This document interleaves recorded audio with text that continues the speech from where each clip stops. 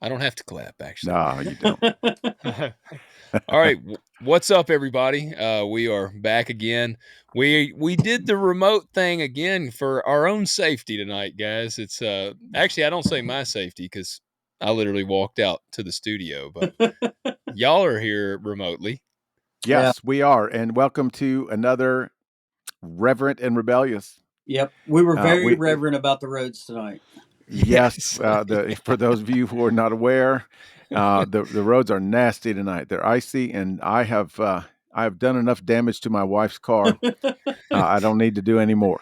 So We did not reveal we did what not. happened. Yeah, we did not. So we've kind of got a running joke. Actually, before you guys can hear this, you know what y'all need to do. Click That's that right. like button, hit subscribe, comment below, and share it with your friends. Ring the bell. Ring the bell so you know when we post. Exactly. But and talk to us in the comments too. We want to hear. Yes, we want to hear it all. please.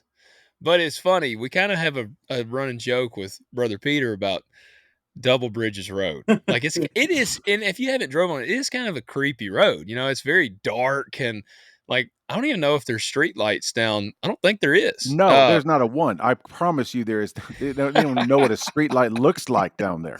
Only light down there is the lights from the UFOs. Yes, it's exactly right. And the Yeah. trees come up over the road. That is true. It's like I feel like Ichabod Kane in that whole thing. I was just thinking Sleepy Hollow. I was like, that is Sleepy Hollow. When fall really happens, all the leaves fall on the road. Like it looks like Sleepy Hollow. But Brother Peter, he's seen like an old man with a flashlight, basically like a wolf, and then he hits a deer. I hit a deer last week on the way. Last week. It wasn't a disaster. I hit the brakes real hard, and so I didn't demolish the deer or anything. It barely cracked a few things on the front end, which I haven't figured out what I'm going to do about that yet. But anyway, it was you're running out of creepy and vehicles, scary. man. That's what I'm saying. It's like the last thing I need to do is go sliding off down some hill somewhere and end up in a gully. Yeah, and there's no phone service down there, so I'd have had to gonna walk say, all the way. Yeah, you are stranded. That's where Double Bridges is it's like a double whammy. Did y'all watch that Dolphins and Chiefs game? No, Peter would be looking like Andy Reid, his mustache all Oh yeah, I saw that. I saw that picture. Yeah, that's what I would be. Yeah, I would be just like that. Anyway, so no double bridges for me tonight. That would be double trouble.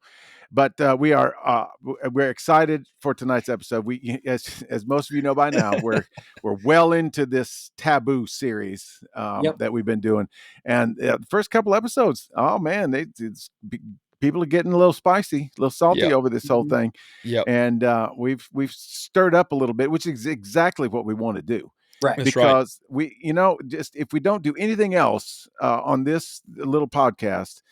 If we get you to start thinking, to start looking beyond, what you consider, the norms of your religious system or your cultural norms or whatever, if we can get you to think beyond that, then we've done something good, because that's the place that that God has brought us to.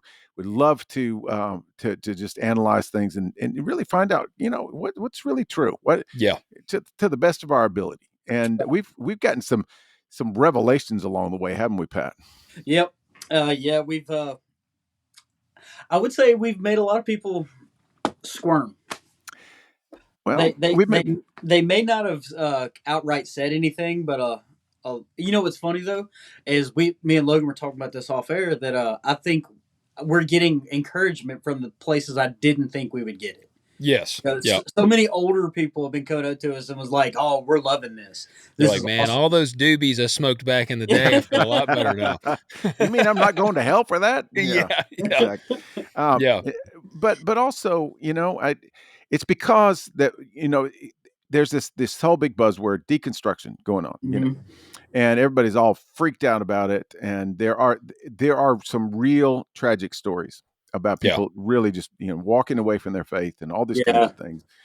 And honestly, you can get into that debate, is if you can walk away from your faith, did you really have authentic faith to begin with? And that can sometimes be helpful and not be helpful. But most of all, I think that deconstruction for a Christian, for a person of faith, is critical to do on a regular basis. Absolutely. because we absorb things and we accept things and we hear certain things repeated over and over. It's important to just step back for a second and go, hey, is that really true? Yeah. Is it really right? Does the Bible really say that? You know, And if I've never deconstructed in my faith, I would not be as far along as I am now. Yeah. I would just still be that Sunday school Christian, surface level stuff. It is what it is, and that's it. Everything would be black and white. And I think you nailed it. We don't want to be the same Christians we are today, next year, and in that's 5 years, and in 10 years. That's part of the growing process. Yeah. Yeah. No, I completely agree. And that's what, I feel like with especially these taboos, so many people have had hard lines in the sand drawn for so long. Yeah. And it's stuff that they've been told maybe back from Sunday school days. It's like, Yeah. don't you dare touch that alcohol or whatever, it's just these hard lines in the sand. And, I kind of enjoy kind of shaking that sand up a little bit Yep. and asking like, what is the point? Because it's funny on the alcohol one. It's just an easy one because I vividly remember in like the sixth or seventh grade, I had a teacher that said they did not drink fermented wine. It was Right. non-alcoholic. Like I remember them like they really believed what they were saying. Yeah. And so it's funny, man. I think these taboos they're very important to talk about.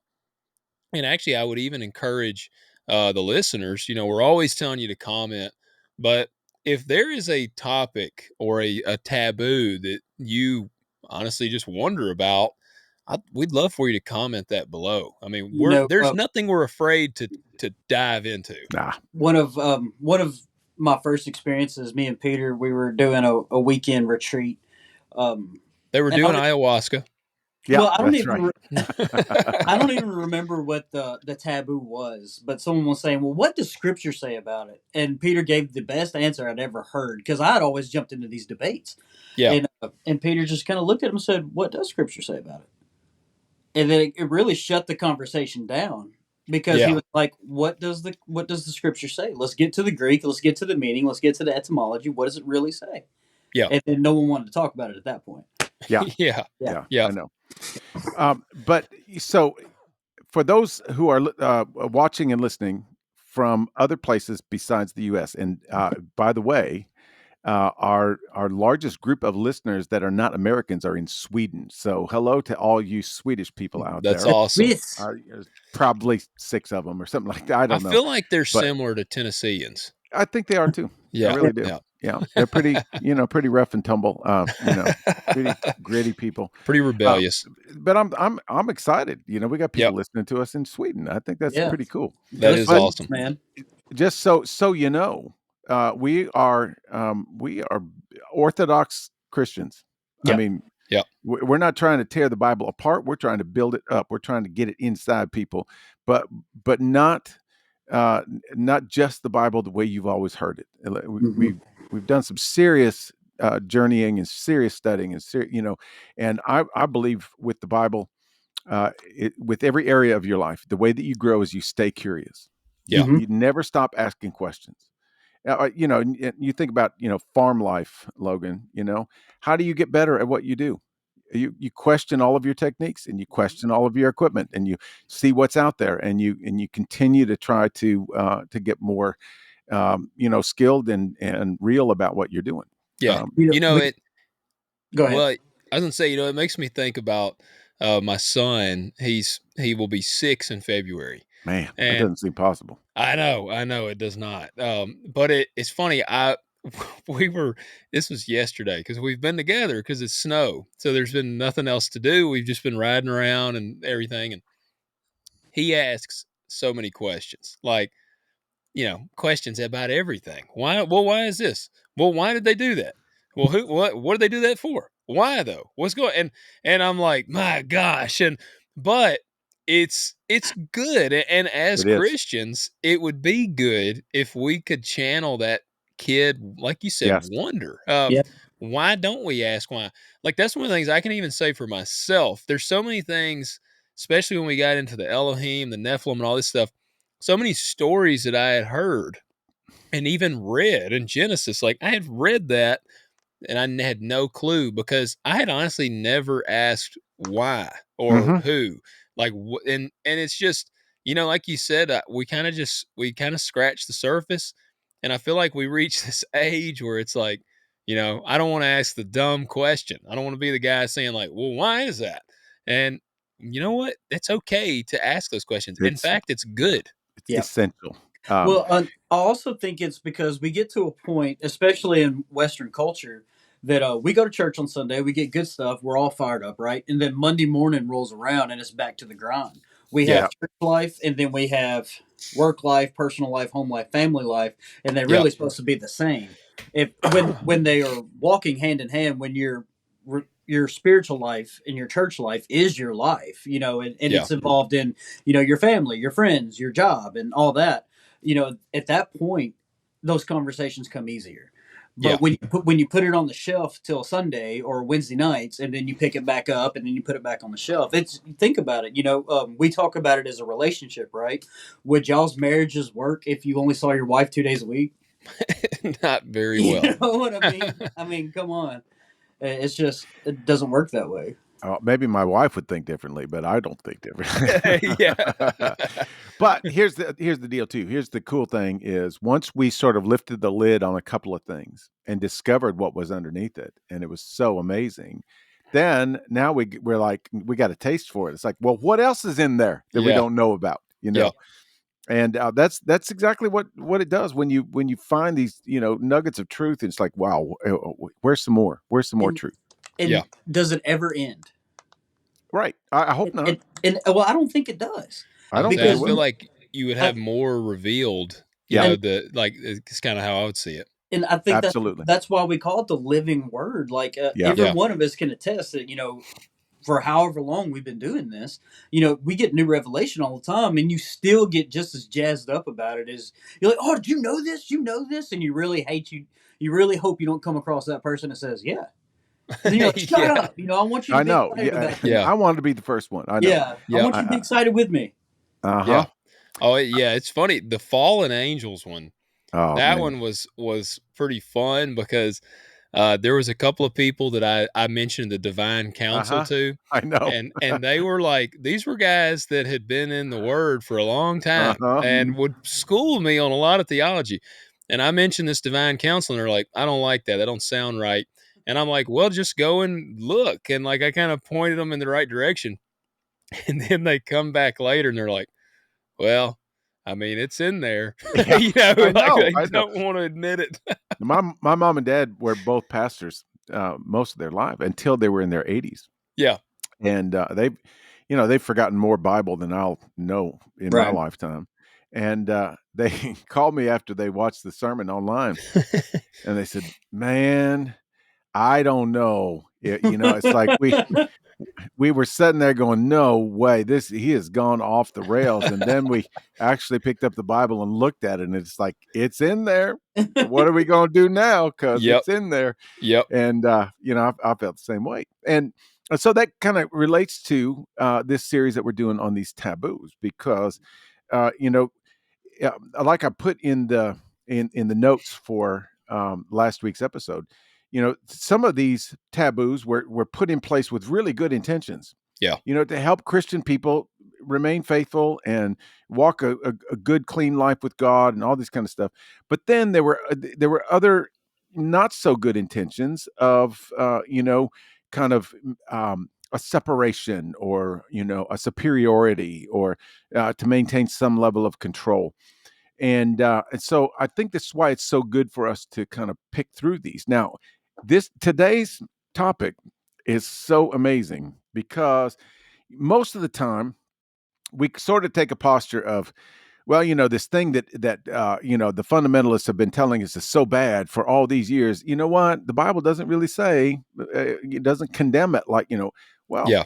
This one's going to surprise a few people. Yeah. Because it surprised me. I was not prepared for what I found out when I dug deep into this. Well, I'm excited. I'm excited for this. We are going to talk about a very hot topic right now.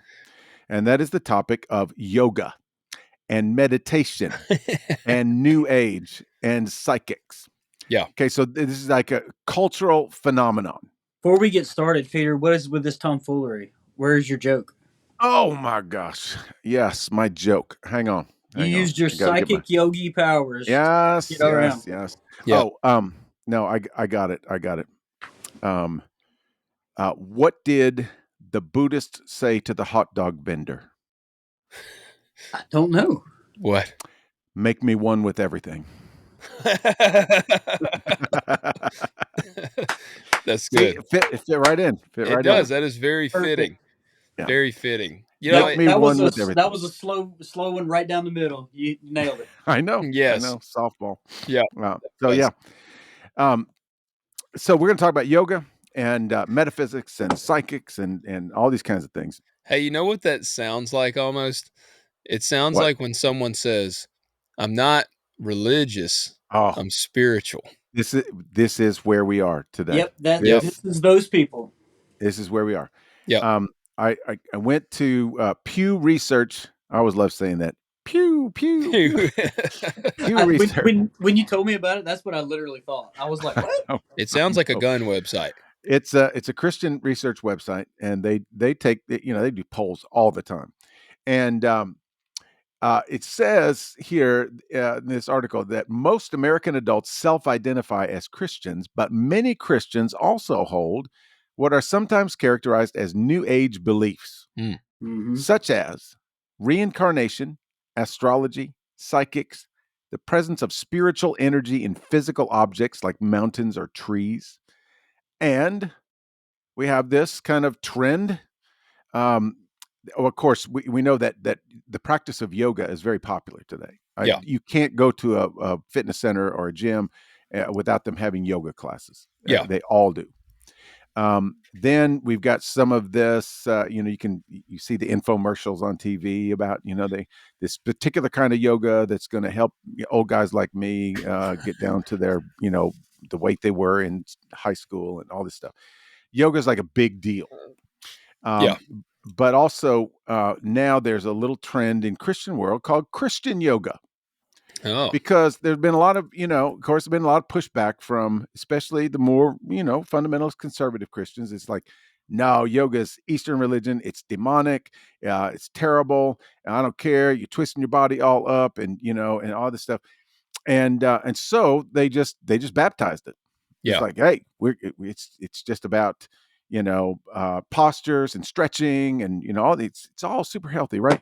And they do it in a Christian context, and they listen to Christian music, and they renamed all the poses, different things. And, instead of a sun salutation, it's a SON salutation. You want to know what's really cool? I'm looking at the stats on my computer, and men win this one. 55% of men believe in at least one. 70% of women. Oh, believe. Man. And and it's ages 18 to 29 are the big numbers. And it says it's the some college, high school or less, and lean Democrat. Yeah. Wow. Okay. Yeah. Not my research. This is what it says. I feel like that's the age group where people fall out of church so often.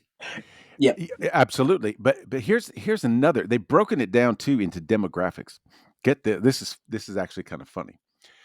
So 70% of Catholics believe in at least one.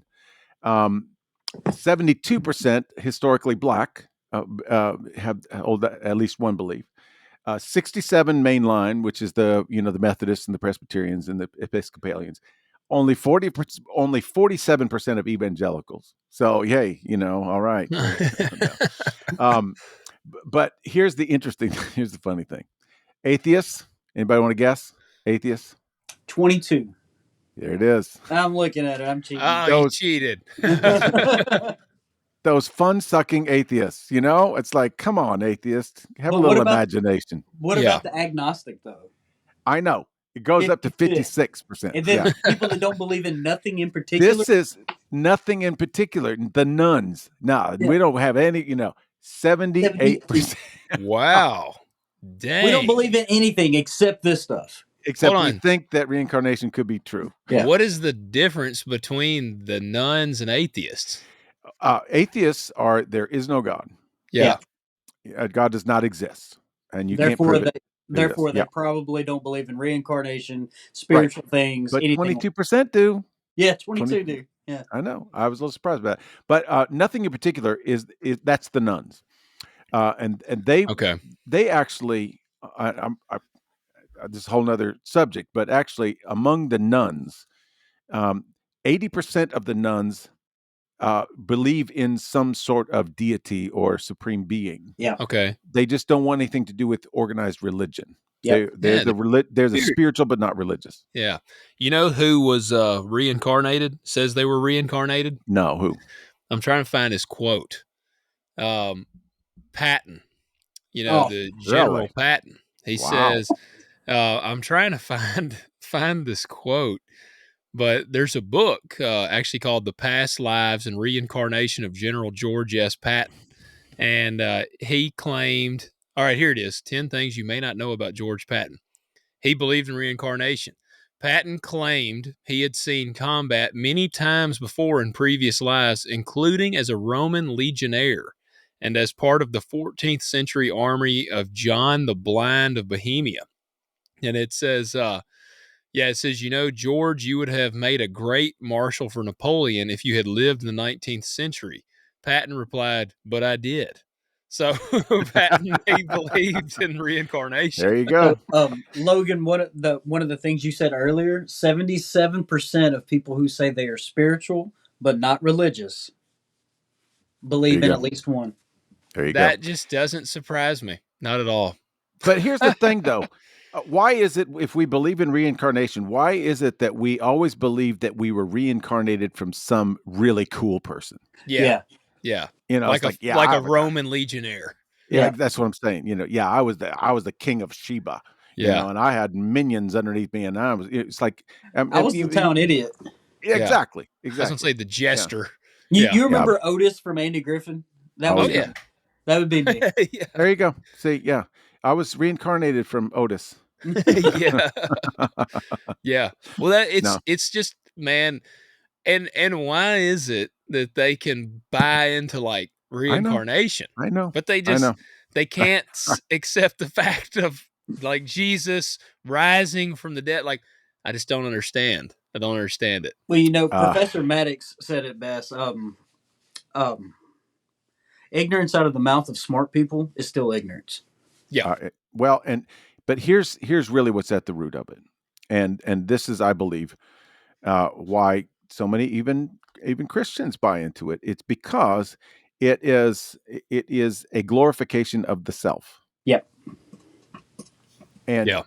honestly, even if we believe in God, even if we accept Jesus, we still kind of have this inclination to exalt ourselves, or to Yeah. feel like we are in control, or to feel like we have say over things. And a lot of times, and I preached about this a couple of months ago, prayer as our last resort.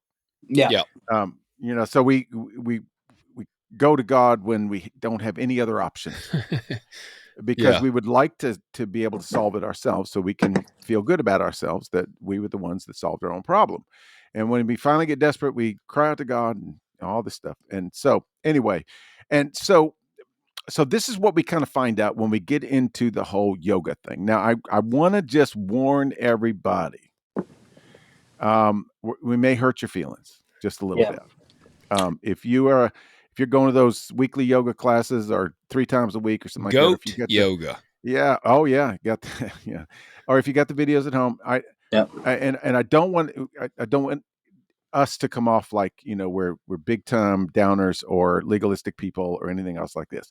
This is literally what we found when we just dug one layer deep. Yeah. And Hey, and I'll add this, as unbelievable as this might be for some people, I have done yoga. Like, Yeah. back when I had P90X, they had Yoga X. I've done it. okay, And then Diamond Dallas Page came out with his DDP yoga. It was supposed to be like the manly yoga. I heard about that. So yeah, Yep. I've done yoga. So like, wanted to throw that out there. You're not dead you're not condemned for doing No. this. Look, I'm telling you right now, I've done yoga and Pilates one time and never again. Not Really? nothing to do with spiritual side. I was so freaking sore. Oh, Never, yeah. never again, man. Yeah. Well, maybe next time we get back in the studio, Logan, we'll just have a little intervention, a little prayer session, Yeah. just sort of cleansing, that kind of thing. We might need to. Yeah, remove the spirits of the yoga. Yeah. Here's the I don't want to interesting- act like I've done it a lot. I don't want people thinking I'm a yogi over here in my little yoga pants. Yeah, that's what I wanted to know. Did you wear the yoga pants? I did not. It was actually, this would have been probably pre-yoga pants era. But we can't all agree on this that we don't know. The verdict is out on yoga until we cover that topic. But yoga pants are the devil. Oh, completely. Yeah, absolutely. Yeah. Cause many a man to stumble. That's what we said. We're going to get into that in the next couple episodes. We're going to talk about modesty and lust and the purity culture thing. That's going to be a hot topic. That will be. Yeah. Let's save that for that one. Yeah. So yoga pants will set aside for now. Besides, I'll get distracted if I start thinking about yoga pants. But here's what we found. And you guys just jump in with the stuff that because man, we all kind of landed upon the same place. Yeah. But I watched a video, which is usually where I start, and I just happened upon this video, and it was an interview with a guy named Stephen Bancarz, Bancarz, and you can look him up on YouTube. He's got a lot of content out there. And this guy, when he was 21 years old, started a website. He was very much into New Age stuff, the whole 9 yards. His website was called Spirit, Science, and Metaphysics. Yeah. And this website grew to the magnitude of him making $40,000 to $50,000 a month. Dang. This guy was on his way. Yeah. He bought his own house with this. And bought his sports car, cash. Everything was cash. And he was killing it. And he arrived. Yeah, well, and he was going to write some books, and he was going to be the next. I don't know if you know who Deepak Chopra is, but he's like the #1 bestseller in the metaphysical kind of world. Yeah, and the next Joel Osteen. Yeah, there you go. But he had an encounter with Jesus. Yeah, and he accepted Christ, and now he's just making all this other content. So they interviewed him in this particular video specifically about yoga. And I'm thinking, okay, so the guy's going to say, hey, man, it's whatever you make of it. It's kind of, it's kind of sketch, but, it's okay. Stretching, whatever. That was not at all the case. This guy was serious business about this yoga thing. And I thought, man, back down a little bit, fella. But, so he went into it. So apparently, when you look at the history of yoga, I got this thing up here. Yeah. It's the oldest form of a practiced religion. Thousands and thousands of years it goes back. Yoga. Yes. And the question was asked of this guy. Said, okay, so he said, I don't know anything about yoga. He says, other than a stretching routine, what is yoga? And the guy says, well, it's funny you should put it that way, because in Eastern culture, they would say, other than a spiritual practice, what would you call yoga? Yeah. And that kind of, woke me up a little bit. Mm-hmm. And he said, the stretching part of it is really just inconsequential. In fact, he said, if you didn't have limbs, you could practice yoga. Mm-hmm. It's not about the arms and the legs and the torso and all this kind of stuff. Okay, so Webster defines yoga as a Hindu theistic practice. Wow. The dictionary doesn't even define it as a stretching routine. Right. Yeah. Yeah. So he got into it, and he started talking about just kind of the origins. The Hindus have, well, at last count, about 33 million gods. One or two, then. Yeah, you got a couple. 1 or 2 million thousand. Yeah. And he says that this practice of yoga was to, he says it is to open up the energy centers in your body, mm-hmm. to allow cosmic energy to flow through. And he says that once you see this, then you'll never unsee it again. Yeah. You go to your studio, and if your yoga instructor is, it's done their homework, and they know, not only know all the postures, but they know all the little banter that goes with it. Yeah. I've done the videos and stuff like that myself, and they say, okay, well, now we're going to do sun salutation, which is the first one. It's always sun salutations. Yeah, we're gonna turn to the sun, and we're gonna acknowledge the sun. And then they have a little thing that goes along with it that you kind of say, when you do it. And then they go to all the others. And he says that each one of these postures is specifically designed to invoke the presence of one of these gods. Man. So we're inviting the spirits in. People that give me crap for having horror movies in my house. I know. They're but doing they yoga. do yoga. I know. They're inviting them in. And that's one of the articles that I was looking at, and it says the same thing, it's a Hindu practice. And Matt Walsh, he has a tweet Good old here Matt about Walsh. it. Yeah, and Matt is definitely not afraid to get rebellious. He gets crazy. Yeah, but he tweeted, "It's kind of amazing to see all of the Christians who think nothing of going to a yoga class.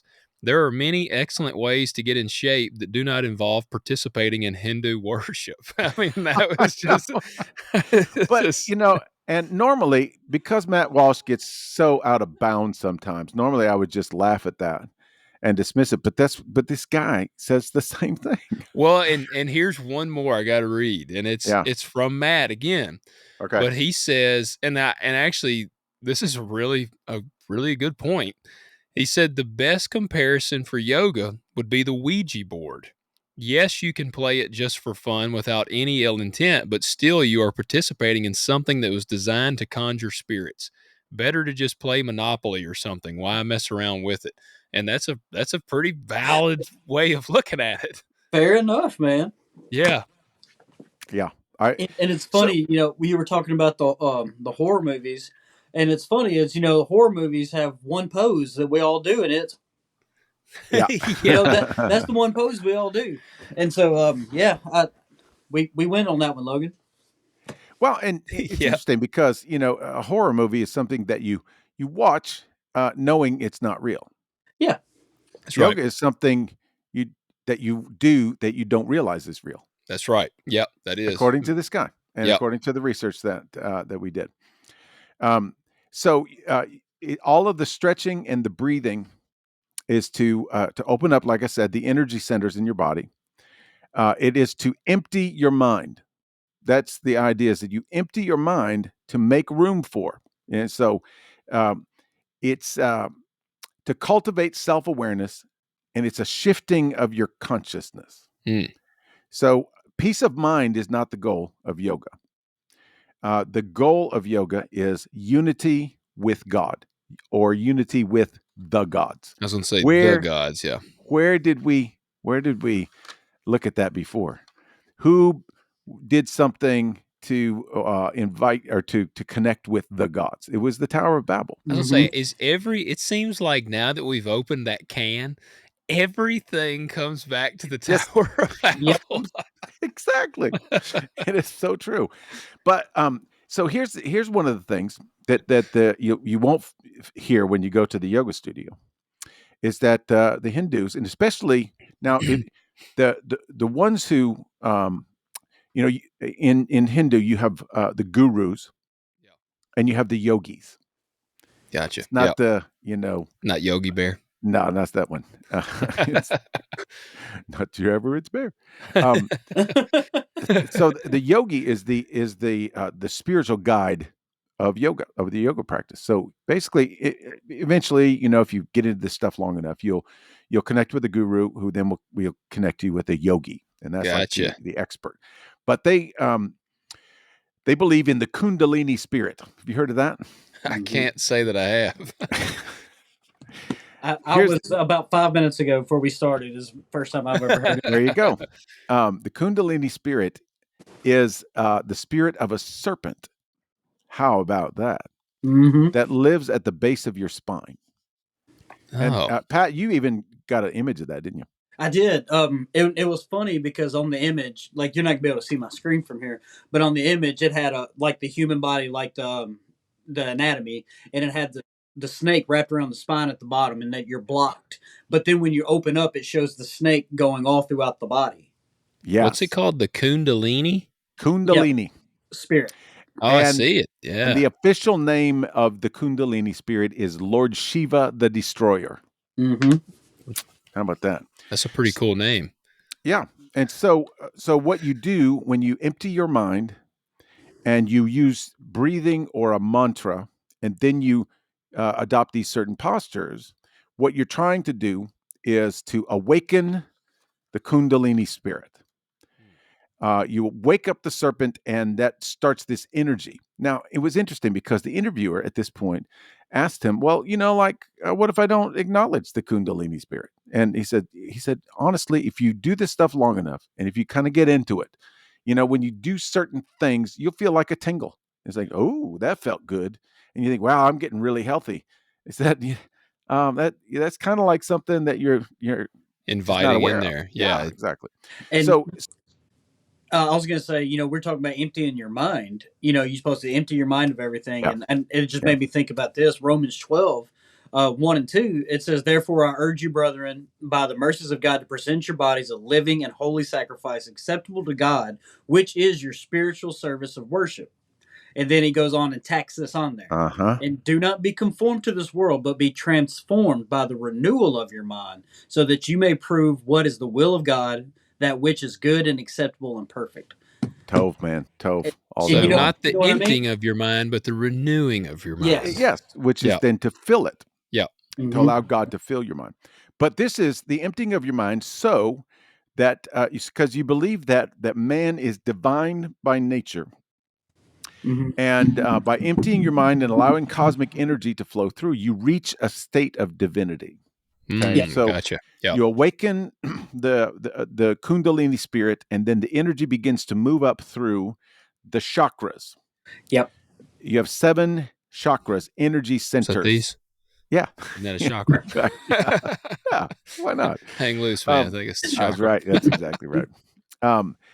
So 7 energy centers of your body, and that energy moves progressively up through the 7 energy centers until it opens up your crown chakra, Mm-hmm. which is your third eye. Yeah. Well, That's I'm one of the seeing, third eye and crown chakra. Yeah, The it's kind of the same thing. Yeah, it like says this that. right here for people if you can see this. Yep. There you go. Yep. There's the Kundalini And spirit. this There is it something I is. That is highlighted when we crazy. started talking about it. It says that the third eye chakra is associated with the color indigo, and it governs your intuition, inner wisdom, and spiritual Yes. insight. Yes. When your chakra is balanced, you feel connected to your inner self, intuitive, and able to trust your instincts. The crown chakra, located at the top of the head, is associated with the color violet or white and governs your connection to the divine, Yes. spiritual enlightenment, and cosmic consciousness. When it's Yes. balanced, you feel connected to something greater than yourself, spiritually enlightened, and in tune with the universe. Yes. Yeah, this thing says, on the crown chakra, it says Godhead is how they Yeah. describe it. And with the There you big go. G, I would add, they've got the big G Godhead, and it says point reached during enlightenment. So Yes. that's pretty wild, man. It's It's kind of wild. weird. It makes me think of the medicine. What's up with our medicine symbol where it's like the thing with it's kind of the You know, Kundalini snakes on there. what's There. funny is I'm looking at these, right, and like the sacral chakra is associated with your sexuality and emotional well-being. The solar plexus is about your personal power and willpower and self-esteem. The heart is to give and receive love, and throat is to express yourself and speak your truth. It says Yeah. your No. truth. Well, So that's right. Because all these things align with really selfish and I'd say 21st century society. that's exactly right. And here's the deal: is he says that these postures are specifically designed to invoke the energy of the deities to connect you. Um, and then he says, and he says, that doesn't all happen when you go to a yoga class at your gym. But what happens is if you're under an instructor who has been devoted to this, who has kind of bought into it, and then you become devoted to it and you see, oh, yeah, look at all the benefits and all the Yeah. stuff. Yeah. Then he says that you can progress and you can graduate and you can work up the levels until you really kind of begin to access this energy thing. And they won't use they won't use the term Kundalini spirit or Yeah. serpent or the destroyer or anything. Energy. They're going to say energy. Yeah. Look, Yeah, you're let the energy flow yes, through you. exactly. Yeah. And so what happens then is when you graduate to a certain level to where you're accessing that third eye on a regular basis, then that's when you make the jump into all the things that we've been talking about in these previous episodes about astral projection, about occupying somebody's body, reading somebody's mind, and these are things that he says you can only do, and he says with the help of demons. But I would say with the help of the divine council, the fallen divine council, Yeah. which is once again, there we are back at Babel again, right? This is I figured you just kind of helped me figure it out why I never really took to yoga. I've done it. I can say probably did it 3 or 4 times, trying it out, like I said, with P90X. And I think about typically, or if you look up a YouTube yogi Yeah. doing their stuff, they're always like, let the energy Yeah. flow, imagine clouds, like, and then, but where I found that I like is then I watch a video of West Side Barbell and they're blasting some death metal and they Yeah. got like cinder blocks and they're squatting Yeah. and blood's coming out of their nose. And I'm like, that is more my style right Right. there. There you go. So Yes. the energy, I just block off that energy. It just ain't the right energy for me. Well, and then then it gets into this self-empowerment thing Yeah. that you begin to Which is have control over huge things. these days. Huge these days. Absolutely. And so what you're trying to achieve is this perfect union between what they call the Amen and the Brahman, the human and the gods. And when you get to that point, to your moksha, then you also have the power to eliminate past negative karma. Oh. You can wash away your own sins. Well, How that'd be about that? convenient then, wouldn't it?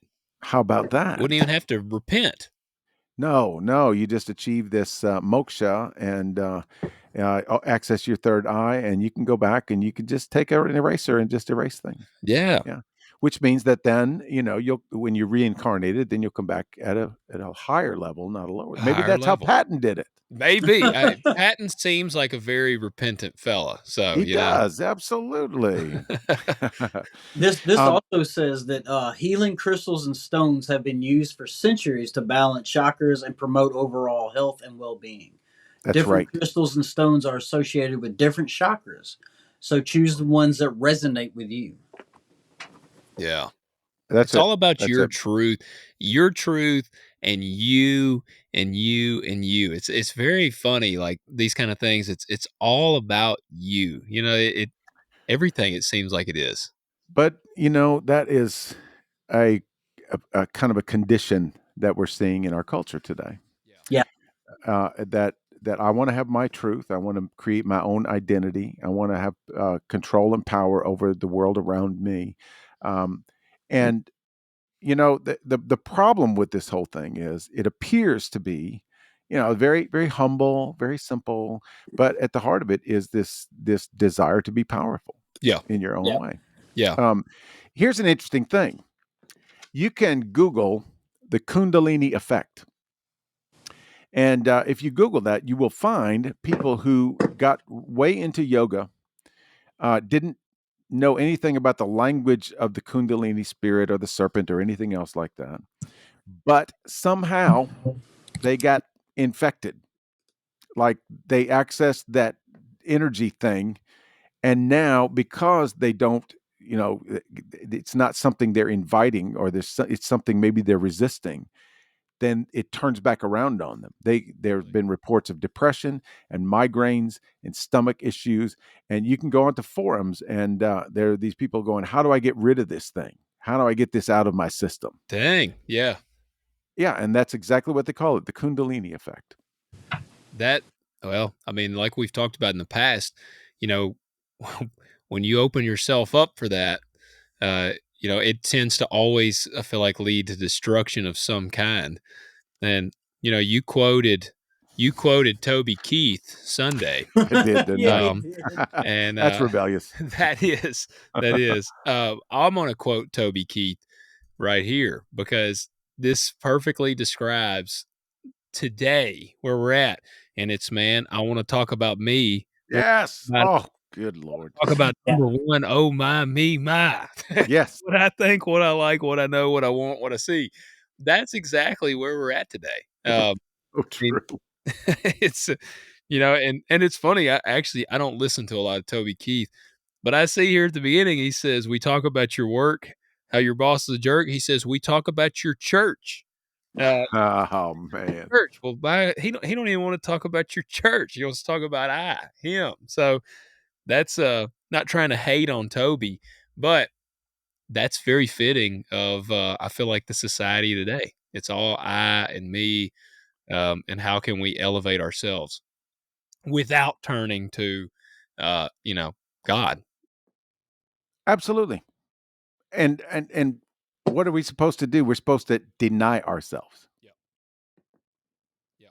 It's the way of Tov, man. I'm going to give a little shout out to the Bible Project podcast because I just started listening to it a few months ago, and I'm really sad that I hadn't started listening to it a long time ago because these two guys, Tim Mackey and his buddy, they get into it and they get down deep into it, but they're doing a whole year-long series on the Sermon on the Mount. Oh man. They just started. They started at the beginning of the new year, and they're going to. And I've just been through. They've just had 3 episodes so far, and they've got on their website some study helps and a way to kind of do this with them. And I haven't gotten into it yet, but I'm going to. But obviously, the Sermon on the Mount is Jesus' quintessential teaching. I mean, it's like if you want to know what Jesus is all about, then read the Sermon on the Mount. And man, you want to talk about not being about me. I mean, it's just really quite amazing. But he says, this is if you want to be blessed, if you want to live this incredible life, and yet this sort of Eastern way says, hey, if you want to, live this incredible life, just empty yourself and allow the cosmic energy to invade you. There's a medical diagnosis, and it's called the Kundalini syndrome. And it says the difference between it is associated with Kundalini, however you say it, awakening, may be viewed as an acute psychotic episode by Yeah. psychiatrists who are not in line with the culture. The biological changes of increased P300 amplitudes that occur with certain yogic practices may lead to acute psychosis. Awesome, man. And that's not very acute. Yeah, it's not real cute, man. And this is medical research. Yeah. Okay, so here's another sort of interesting viewpoint. There's this website called My Vinyasa Practice, and the question of this article is: are yoga and Christianity compatible? And this is kind of the logic behind today's sort of Christian culture with its Christian yoga. And he says, for roughly 2 millennia, people have practiced yoga for the physical, mental, and emotional benefits. With roots in ancient India, there are also undeniable spiritual undertones to yoga. Undertones.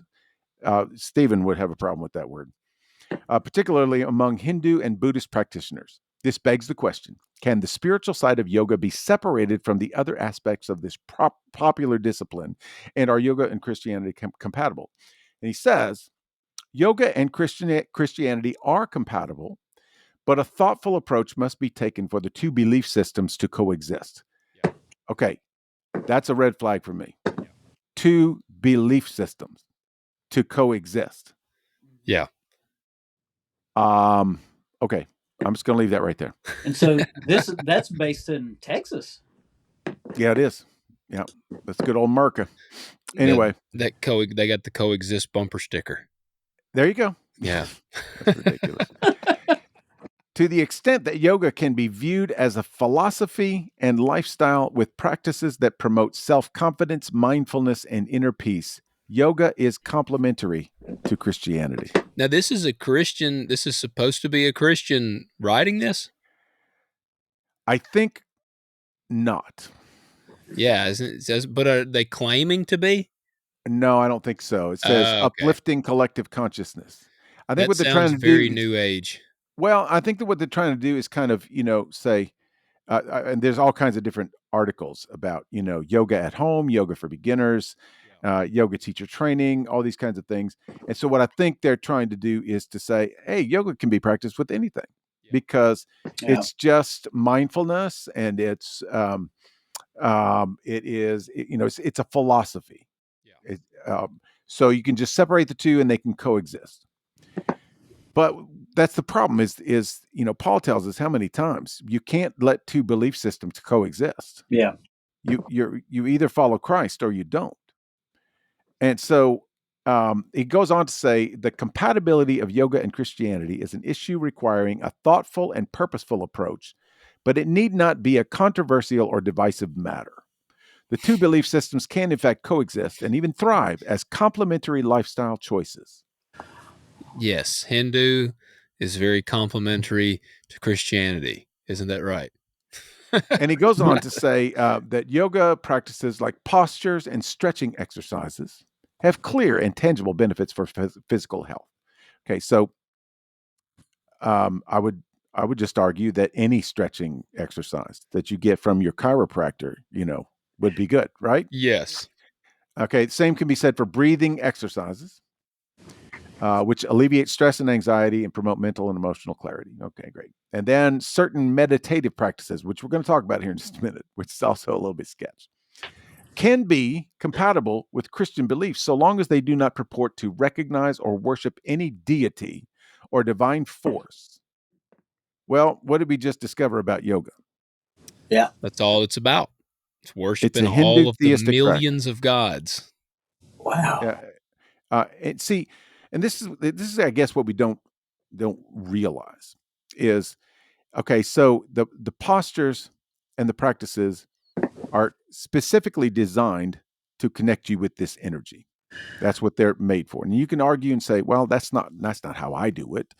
Um, okay, so if you go to go to an Islam temple and kind of go through their process and bow and kneel and pray and listen to the words about Allah and all the things that they do. I'm not all that familiar with it, but go through it and say, well, I'm not really worshiping. Yeah, I'm just doing Well, the I mean, motions. their slogan is uplifting collective consciousness. Yes, that's it. Uh-huh. And it reminds me of the story of Shadrach, Meshach, Abednego when they were told to bow down to the statue. Yeah. Well, I always thought as as a young person, well, why did they just bow down and not believe it? Yeah. Yeah, you Yeah. just don't, just like, okay, I'll bow down, but to them it was super important that they never bow down. Yeah. Yeah. Because they knew about it. And once you know about it, then you got a decision to make, I guess. Do Yeah. you think they were like cool about it? Like in 300 when the dude tells Leonidas all he has to do is bow down to him and he'll spare his army, and Leonidas is like, my thighs, they burn from the fighting. And he's like, so kneeling is just not Out of gonna question. happen. Yes, like Okay, so here's an interesting story from Ezekiel. I've been going through this deep dive in Ezekiel lately. Better And so watch what out. happened? I know it's crazy. So what happens in chapter 9 is God takes Ezekiel places in the spirit, he says. And he takes him to this one place, and this is happening in the city, and it's an abomination. And God says, but just wait, it gets worse. He takes him to another place, and there's a worse abomination. And he says, oh, no, that's nothing. Just wait. Okay, so the interesting thing is, let me find the one. God's pulling a Billy Mays on him. What's You that? talking about where he puts mark on their foreheads? Yes, Yeah. I am. But at one point, I'm not going to find the verse. I'll just tell the story. At Billy one Mays point, is but wait, there's more guy that died. Like he was the oh yeah, yes. yeah. That's exactly it. Yes, this is just the beginning. Yeah. Um, but so he tells him to dig a hole through the side of the wall, and he digs a hole through the side of the wall, and he gets into this room. And in this room, there are all of these etchings on the wall of serpents and all sorts of creeping creatures that were unclean. They're basically, to worship other gods. And then he sees another scene, and the men are in the temple with their backs to the altar, worshiping the sun. Oh wow, and their back is turned. And their back is turned to the presence of God Yeah. because they're worshiping the sun. Now, the way it's explained, and I believe this is correct, is that they thought they were worshiping Yahweh. They thought they were doing the right thing. Because after all, Yahweh made the sun. Why should we not turn our face to the sun? And why Yeah. should we, and it just reminded me of sun salutation. It's just, it's like, hey, the sun's coming up. Let's turn to the sun. Let's worship the sun. And God says to Ezekiel, this is unacceptable. Yeah. That, so here we go. Where did they get sun worship? They got it from their neighbors. Mm-hmm. Same thing, same way they got the etchings on the walls in the temple. So they're allowing two belief systems to coexist, and they're going like, what's the big deal? We can appease our neighbors and we can worship God at the same time. Yeah. It's all good. So how do you reconcile that, Pat? You can't. I mean, like so many times Scripture tells us not to be part of the world, not to be conformed to the world, not to let the world minister to us. We're called to minister to the world. But that also starts with I got thinking about when you were talking about these people going to these yoga studios, right? Yeah. If remember when we were doing the Halloween series when we were talking about Yeah. now if you're not saved for one, would you say it's easier for yoga to take hold of you? Oh yeah, for sure. And even Wouldn't it? if you are saved, if you don't know what you're worshiping and what you're doing, that's very dangerous as well. I mean, Yeah. in Mark, it says that Satan himself can snatch a seed. Well, and the question was asked to Stephen here. He says, well, so what if I'm just doing this just to do it? Or what if I'm just doing the stretching and the breathing? What am I doing? Yeah. Mm-hmm. And he says, well, you're getting sweaty and opening yourself up to demons. Yeah. And I mean, it was by the way, that scripture is Ezekiel 8. okay. I was It's a chapter ahead. yeah, it's verse 16. Okay, there you go. Yeah, in the Oh inner yeah, court yeah, there it is. yeah, Brought me into the inner court of the Lord's house, and behold, at the entrance to the temple of the Lord, between the porch and the altar, were yeah. about 25 men with their backs to the temple of the Lord and their faces toward the east, and they were prostrating themselves eastward toward the sun. Prostrating themselves, Logan. Yeah. Yeah. They were getting in a posture facing the sun. Yeah. Um, Yeah. Yeah, is this too light a thing for the house of Jacob yeah. to commit the abominations which they have committed here? And they have filled the land with violence and provoked me repeatedly. Oh, and here's a cool thing. Here's a cool thing. If you read the next verse, it says, for behold, they are putting the twig to their nose. Do you know what that means? I do not. No, I don't either. I did this whole little rabbit trail on Hebrew wordplay. You don't really get it unless you can read the Hebrew, which I can't, but I know a guy who can. And he says they're putting the twig to their nose. That means this stinks. This smells. And so Sniff test. it's a reference to what you would wipe your behind with. Oh gosh. Nice. Yes. So it's smelling your toilet paper? Yes. That's Gotcha. exactly what it is. Gotcha. Wow. You hear that, yogis? Yes. That's what he says. They're putting the twig to their nose. Therefore, I indeed shall deal in wrath. My eye will have no pity, nor shall I spare. And though they cry in my ears with a loud voice, yet I shall not listen to them. How about that? So one of the things I'd say before we do move from yoga Yeah. So the churches or whatever, these organizations that are doing the Christian yoga, Yeah. because I know there's somebody listening, potentially, they might have Yeah. found us here and they might say, well, I go to this. And like you said, Yeah. we've changed the It's uplifting. It's names and, great. Yeah. Mhm. we listen to Christian music, we share verses, and maybe even, I don't know what they do. Maybe they even have like a guy give a message. Like, what would you say? Because, I mean, if they, in their mind, they're like, well, and we've even changed the name of the poses, what would you say to that person? Here's what this guy said. He said, change the name. Just change it.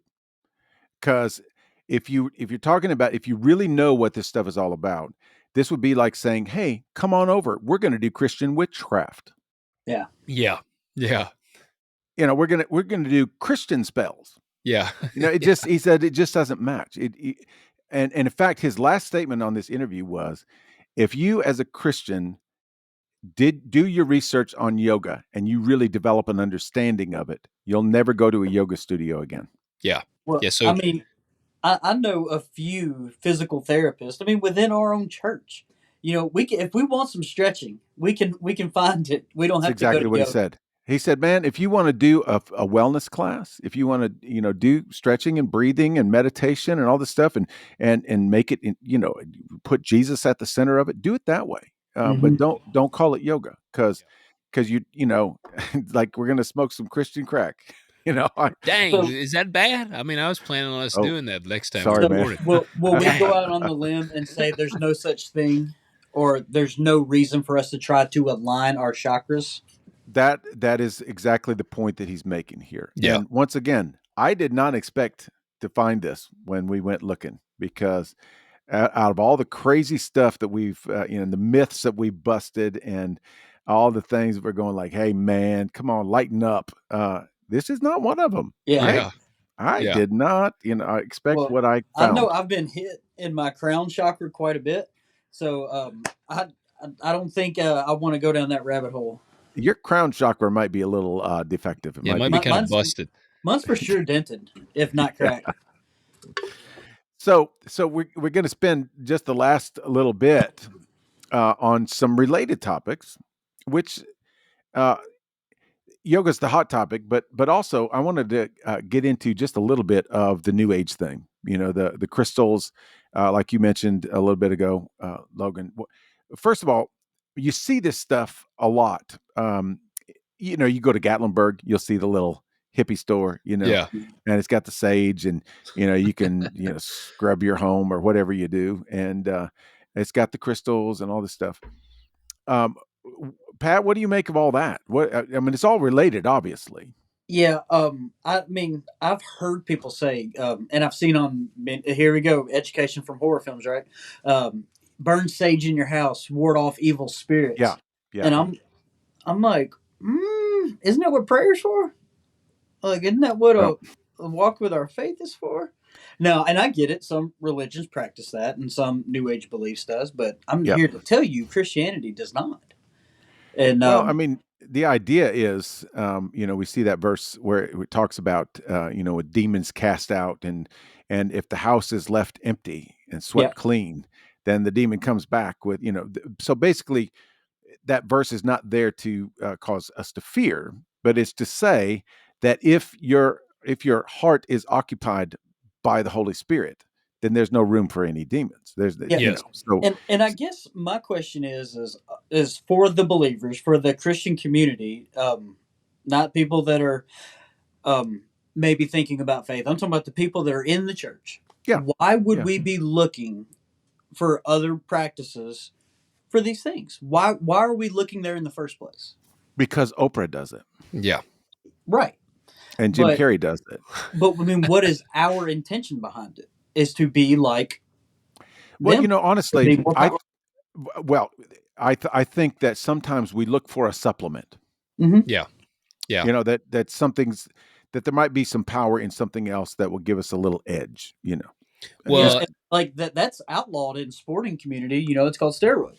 I know. Well, You know, I think the way I kind of think of it is, and I would say even this is very much in the Christian world, why would they meditate? Why would they do these things? Whatever, like, or the new age stuff kind of, I would say it ultimately comes down to doubt. And Mm, you know, mm. you can pray and you can say that this is, God, I know he's got a plan. I know this and I know that. But ultimately, at the end of the day, when you seek out these other things, it's because in your heart, you may be kind of doubting um, what's going to happen. Is he going to really do this? And I can speak for myself. Like, there's been things where I've prayed about them, and I still find myself doubting it. And I'll get mad. I'll even compare myself to Thomas. Like, I'm like, man, Sure. I'm freaking doubting Thomas over here. And so I think that's one of the issues is they might honestly, I mean, they might pray like fervently, like, they really are praying, but they find themselves in moments of doubt. And Yeah. so they kind of start to seek. And I'm not So, saying that's right, but I'm just saying, like, I feel like that's probably an avenue that happens for some people. so I'm sure a lot of people are going to question too. What about when Scripture says meditate on the Word? Right. Yeah. Yeah. I Googled that earlier, like on the meditation. That was one of the first things that it Well, said. that word meditate means dwell. Yeah, absolutely. Yeah. It means dwell. It doesn't mean like and it's not a religious practice. It means dwell. Dwell Yeah. on the Word. Like hold on to the Word I and was trying take to that into your heart. remember what it was, and I was almost thinking it was like one of the Conjuring movies or something. But a lot of those are based off of supposed to be legit things that the Warrens documented, the famous demonologists.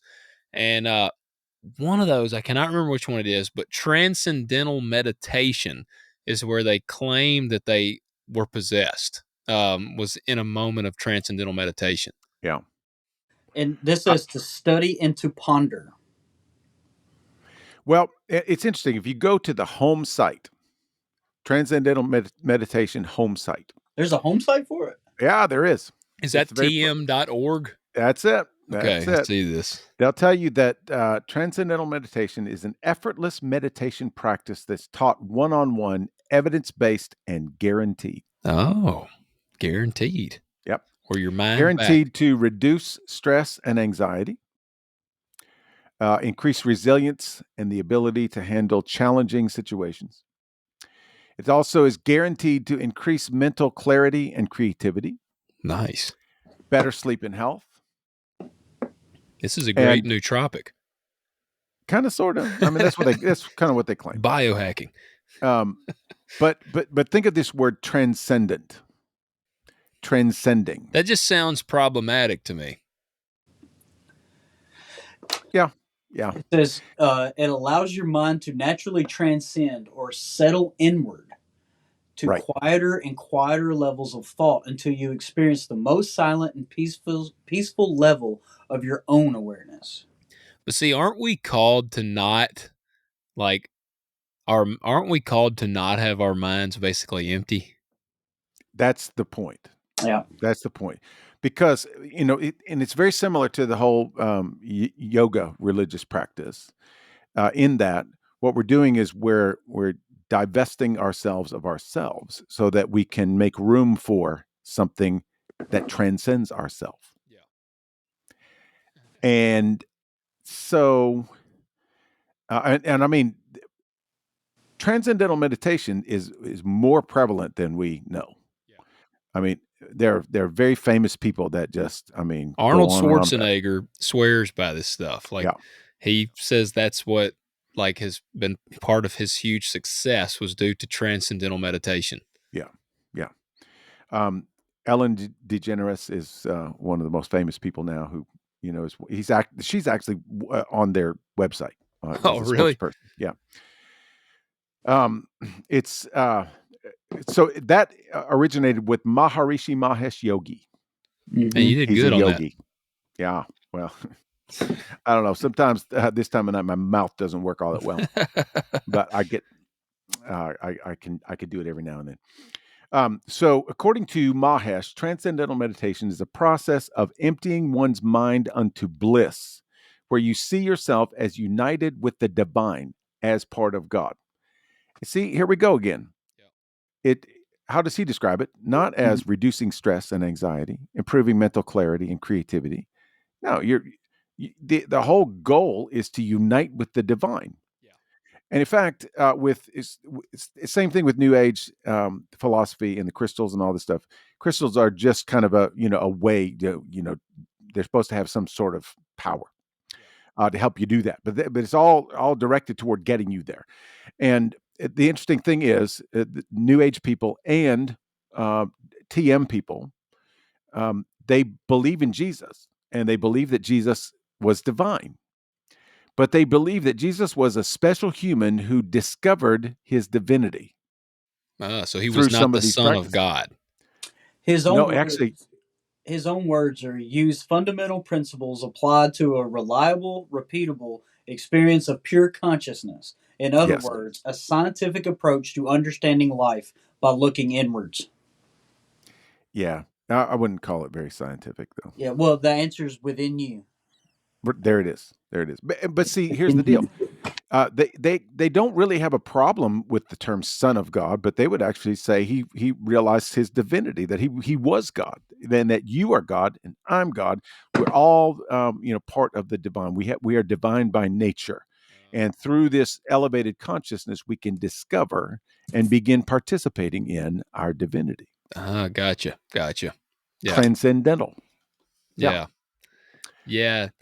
Man, I don't know. And it's interesting looking at their site. Like they have if I scroll down to the bottom, they have common questions. And it's like, what happens? What if I'm not good at controlling my mind? And that's what here it says, unlike other forms of meditation, the transcendental meditation technique involves no concentration, Right. no control of the mind, and no contemplation, and no monitoring of thoughts. It is completely effortless. That's what So they say.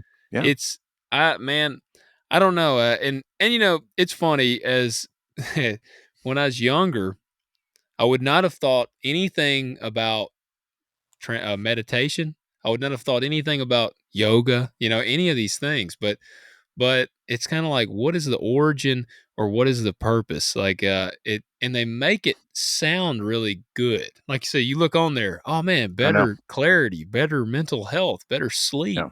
So like, why would you not want to do that? They make it very appealing. Well, it's interesting too, because I did a little bit of just a few little minutes on Tantra yoga.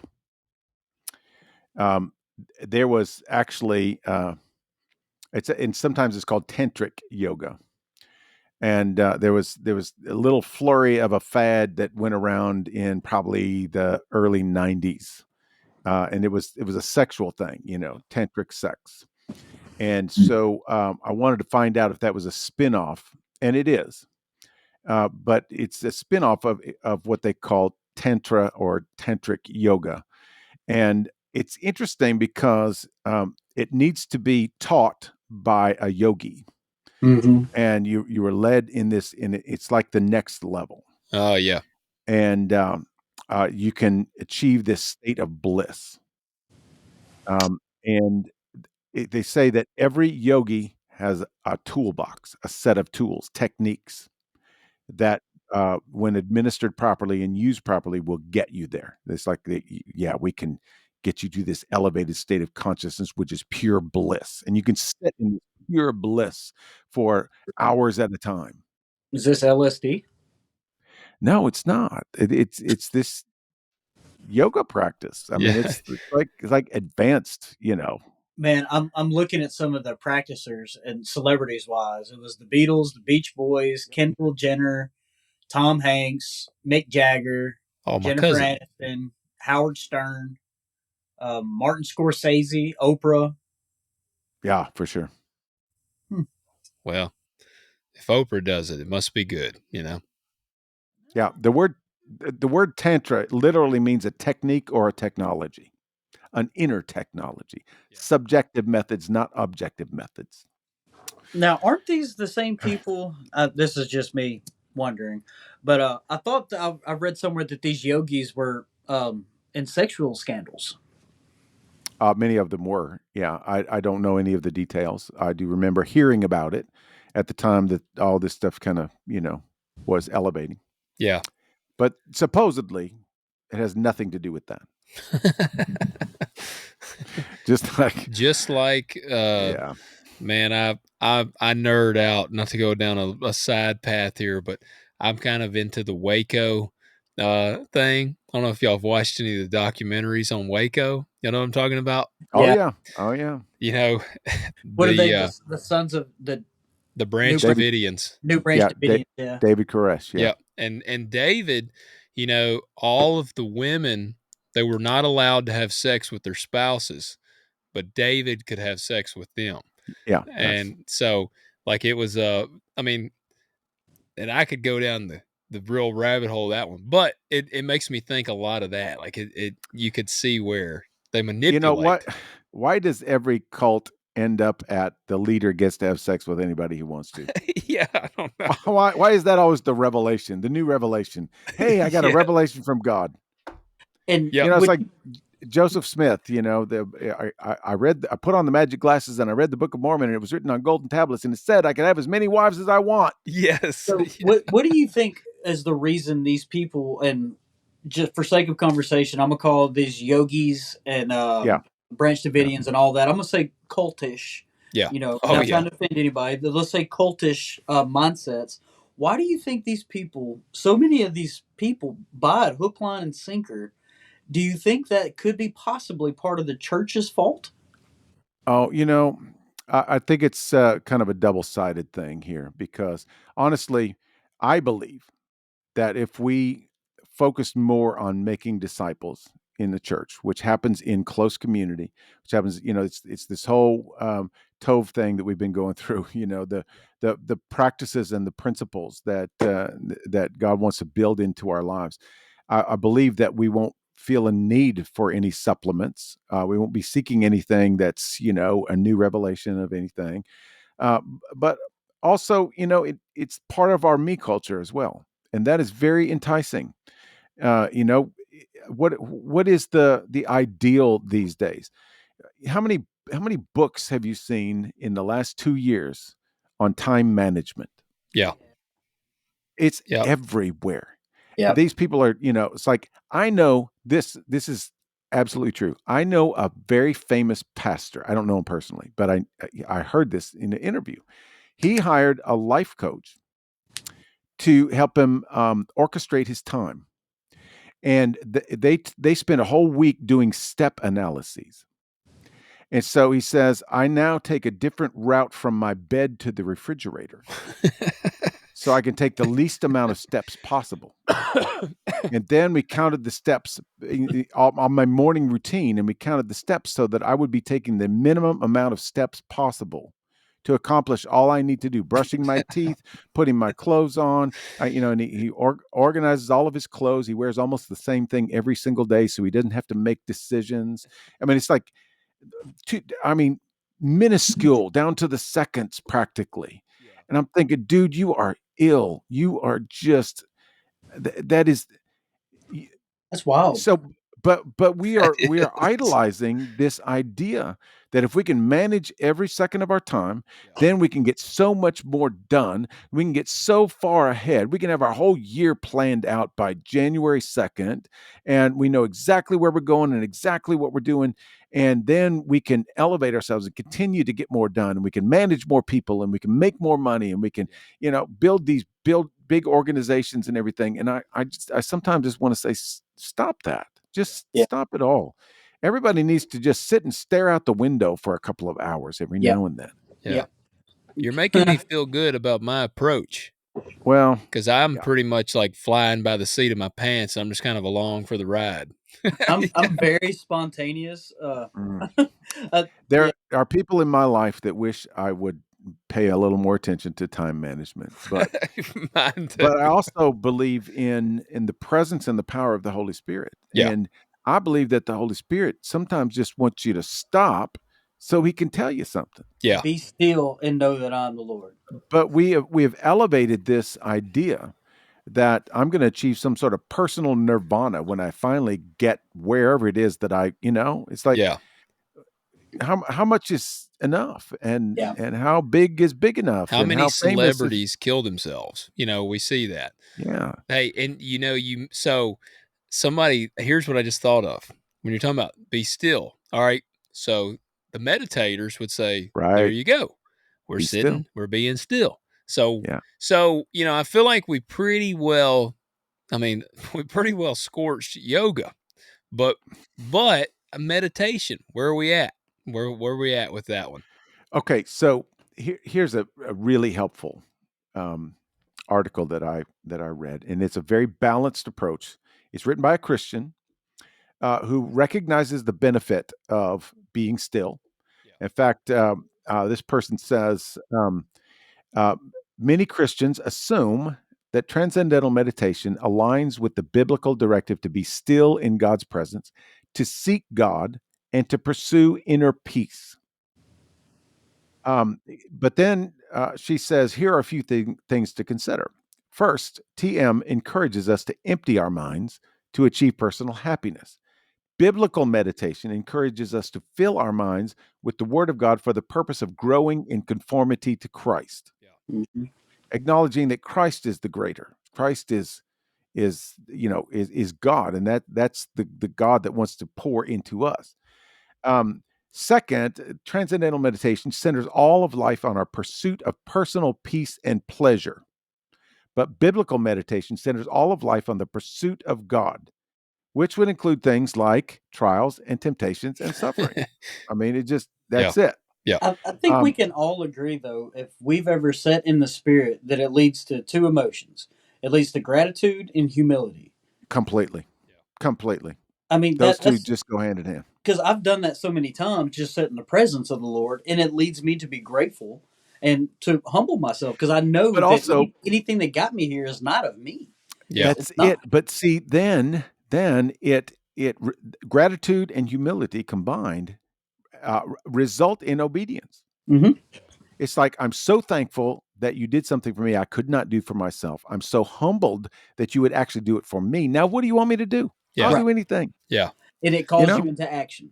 Yeah. that's it. Well, and that's That's what I it. feel like the comparison to the meditation thing from the people that I've heard talk about it, like we talked about some of the celebrities, they versus what we're just talking about here. You Yeah. finish it and it kind of brings you to a place of how great God is versus Right. on the How meditating great I side, am. how great I am. You Yes. finish and you feel like a god Yeah. and you're like, I am capable. I can do that. I am the man. And like, I feel like that's where they get. But here's the greatest quote. Um, and this is a pretty fitting way to start wrapping it up. There's this guy named Keith Gerberding. He's Awesome some name. educated guy. I know. This is brilliant. He says transcendental meditation provides nothing more than a little salve to people with deep wounds. Man. Yeah. Mm. Yeah. It enhances self-confidence while reducing stress and anxiety, but ultimately does nothing to address the deep wounds. Yeah.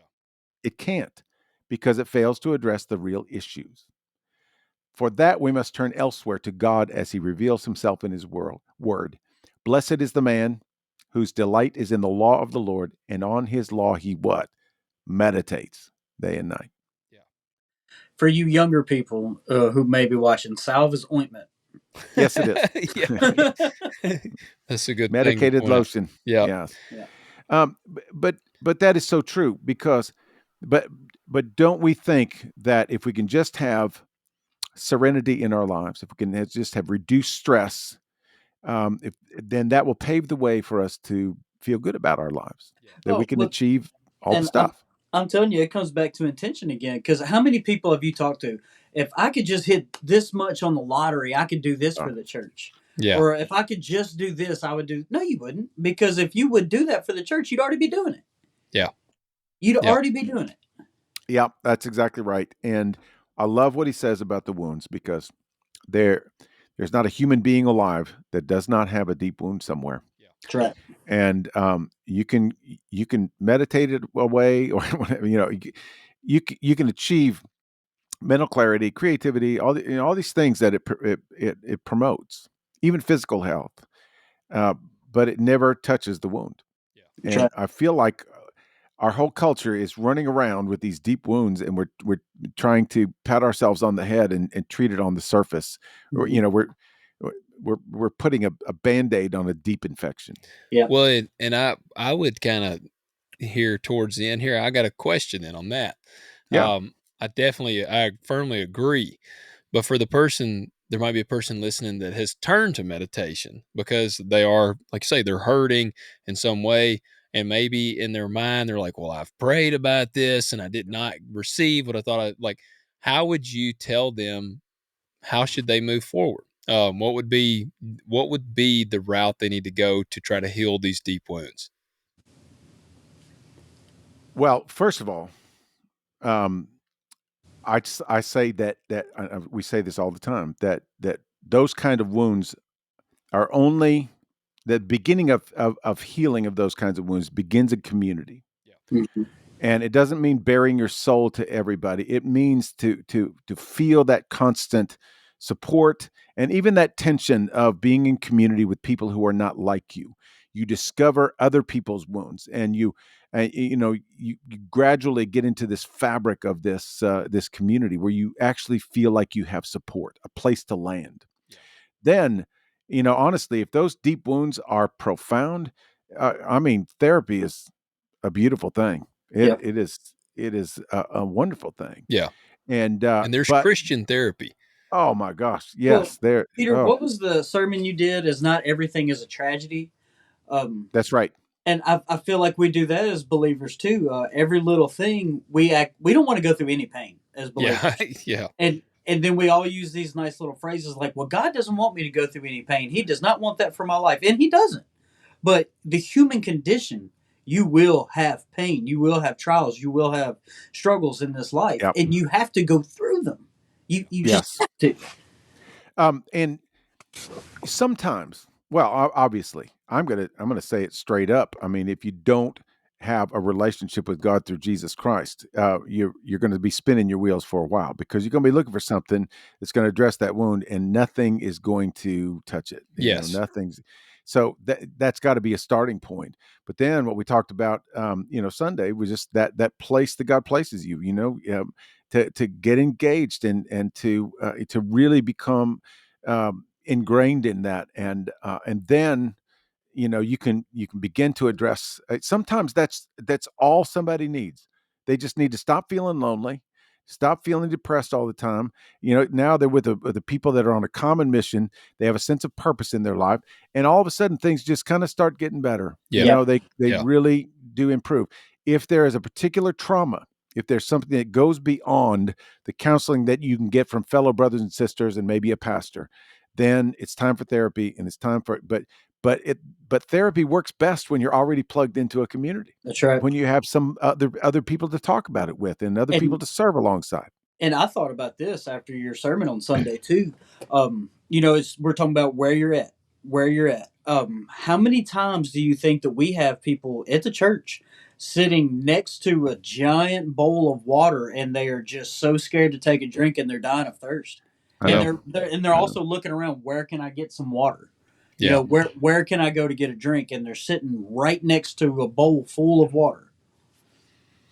And so I want to end with this verse, because it really is a beautiful verse. It says, "Finally, brethren and sistren." This is one of those where it says brothers and sisters. Yes. "Finally, brothers and sisters, whatever is true, whatever is honorable, whatever is right, whatever is pure, whatever is lovely, whatever is of good repute, if there is any excellence, and if anything worthy of praise, meditate on these things." See, we're given things to meditate on. Yeah. And that it's so interesting, because I remember when Paul Harvey did this. If I were the devil, here's what I would do. Yeah. If I were the devil, I'd tell people, okay, put your minds on hold and make some droning sound within yourself so you can numb all of your senses, and then I can do whatever I want to do. Yeah. Mm-hmm. That is just open it up. yeah. That is a great, and that whole phrase of "if I were the devil" is very much worth the listen today. Oh my gosh, it is. It's still it's still appropriate for today. It's just It's creepy. kind of a little bit bold. It is. Silly. It's kind of like the Screw Tape Letters by Yeah. C.S. Lewis. Yep. I don't know if y'all read that. Yep. Did you watch Nefarious okay. yet? No, I have not yet. It's on Amazon Prime for free. I'm telling you, it's the perfect theology of a demon in modern day time. It nails American society to the T, and it's free on Amazon Prime right now. So, as we bring things to a close, I just want to lovingly and pastorally tell you that if I hurt your feelings, or if we hurt your feelings, and you've been doing this yoga thing and all this stuff, hey, you follow your convictions. Let the Lord speak to you, and I'm not going to trash you for doing anything. I don't want to ruin your day. I don't want to, honestly. I was as surprised as you probably are right now as to what we sort of uncovered. But if it's there, we got to talk about it. Yeah, I feel like this topic is a lot like people playing with a Ouija board and not knowing what they're getting into. Apparently, it's a lot more like that than I thought. Yeah. And see, I never would have thought that until we had this conversation. Had no idea. So my advice to people would have been like, go stretch, do your thing. Yeah, do what you want to do. It's no big deal. It's all your intention. It's all your heart. Well, it is, but there are much better ways to go about achieving the same. Yeah, there's plenty of, man, you can YouTube like I need a 10-minute stretch routine, 20-minute stretch routine. They're all over the place. And let's be honest, but us three, we all lift, right? How much time do we spend stretching before we get out? I don't stretch at all. I do zero stretching whatsoever. I might do one of these, like, all right, we warm up, but we do not stretch. And actually, I'm going to give you a shout out. The best thing here is just weightlifting. Do a little warm up, get into some weightlifting. My wife and I, we were working out and we were doing Zercher squats, and I got super low. Like I'm like I'm trying to think of the politically correct way to put this, but I'm a butt to the ground guy. There's another phrase they use. Something to the grass. Something to the grass. But I go super low, and my wife was like, "How do you go so deep on the squat?" But I can't even like bend over and touch my toes. And I'm like, well, I don't know. So I'm an old guy. I stretch. You're a supple leopard, man. Becoming the supple leopard. Yeah. There you go. Yeah. I love it. Yes, as opposed to the downward dog, which is the way I feel sometimes. Yes. So anyway, we want to bless you. We don't want to be a downer to anybody. For sure. And we're thankful for you going along on these journeys with us and traveling around these trails and rabbit holes and everything else that we go down. And so I hope this has been enlightening to you as it has been to us. And in the comments, if you guys knew anything about yoga or any of this stuff that we didn't know, let us know. Yes. I was today years old when I learned this. Completely. Nothing about it. And so I'm interested. What do you guys think about yoga and tantra and all this meditation? What do you guys feel? Yeah.